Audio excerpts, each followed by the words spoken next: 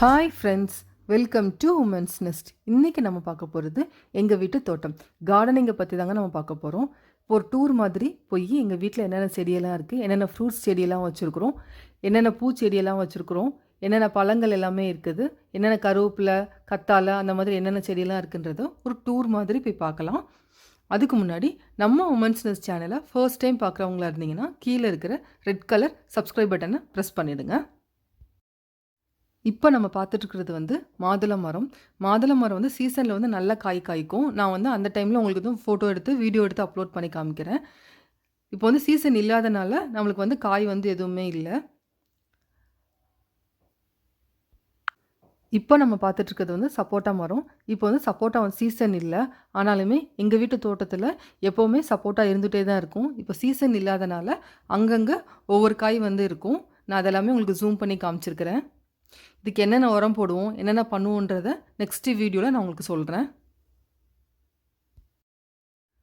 தென்னை மரத்துக்கு கீழே இப்போ என்னென்ன செடியெல்லாம் வச்சுருக்கோன்றதை பார்த்துட்ருக்குறோம். கத்தாழை, கருவேப்பிலை, இது எலுமிச்சம் செடி. ஸோ எங்கள் வீட்டில் 5 தென்னை மரம் இருக்குது. ஸோ நான் 2 மரத்தை மட்டும் இப்போ நல்லா காமிக்கிறேன் உங்களுக்கு.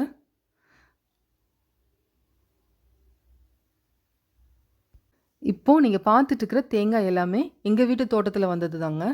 45 டேஸ்க்கு ஒன்ஸ் 100 தேங்காய் வரைக்கும் ஒரு மரத்துக்கு கிடைக்குமா.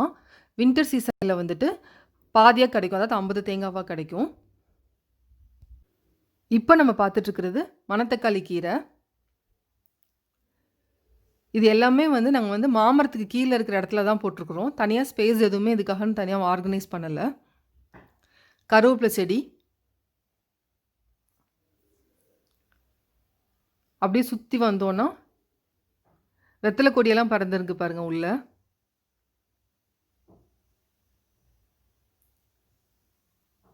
தூதுவளை இலை, இது எல்லாமே மாமரத்துக்கு கீழே தான் போட்டிருக்குறோம்.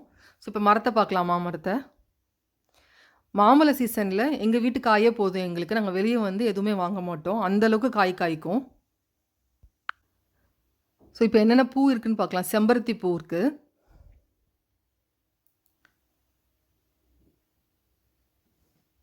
இது அடுக்கு செம்பருத்தி தான். அப்படி முல்லைக்கொடி,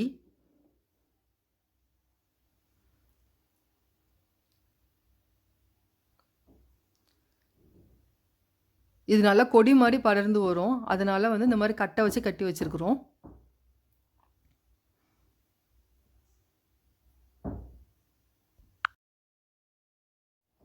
இப்போ நம்ம பார்த்துட்டு இருக்கிறது நந்தியாவட்டன்னு சொல்லுவாங்கல்ல, சாமிக்கு வைக்கிற பூ.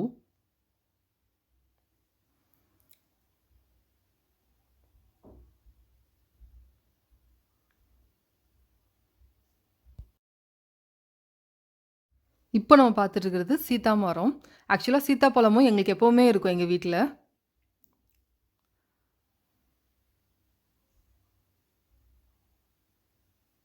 இப்போ நம்ம பார்த்துட்டு இருக்கிறது கொய்யா மரம். இப்போ கொய்யாப்பழ சீசன். ஸோ எங்கள் வீட்டு தோட்டத்தில் எவ்வளோ கொய்யாக்காய் காய்ச்சிருக்குன்றதை நீங்களே பாருங்கள். ஒவ்வொரு கிளைக்கும் 6லேருந்து 7 காய் இருக்கும். இதுக்கு நாங்கள் உரம்னு பெருசாக எதுவுமே வைக்கிறது இல்லை. தண்ணி மட்டும் ரெகுலராக ஊற்றுவோம், அவ்வளோதான். பார்த்தா உங்களுக்கே தெரியும் எவ்வளோ கொய்யாக்காய் எங்கள் வீட்டில் வளர்ந்துருக்குன்னு. ஸோ நாங்கள் சீசனுக்கு கொய்யாக்காய் எதுவுமே நாங்கள் வெளியவே வாங்க மாட்டோம். எங்கள் வீட்டில் இருக்க காய் மட்டும் எங்களுக்கு போதும். அதுவே ரொம்ப ஜாஸ்தி தான். பக்கத்தில் இருக்கிற எல்லாருக்குமே எங்கள் வீட்டு கொய்யாக்காய் இந்த சீசனில் கிடைக்கும்.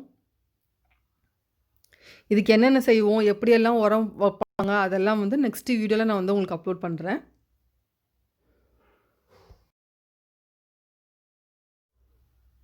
எங்கள் வீட்டு தோட்டத்தை பாதி தான் நம்ம டூர் மாதிரி போயிருக்கோம். இன்னும் நிறைய செடி இருக்குது, நிறைய பூச்செடியெல்லாம் இருக்குது. அது எல்லாமே நான் நெக்ஸ்ட் வீடியோவில் உங்களுக்கு அப்லோட் பண்ணுறேன்.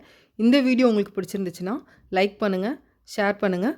உமன்ஸ் நெஸ்ட் சேனலை சப்ஸ்கிரைப் பண்ணாதவங்க சப்ஸ்கிரைப் பண்ணிவிடுங்க. பக்கத்தில் இருக்கிற பெல் ஐக்கானையும் கிளிக் பண்ணிவிடுங்க.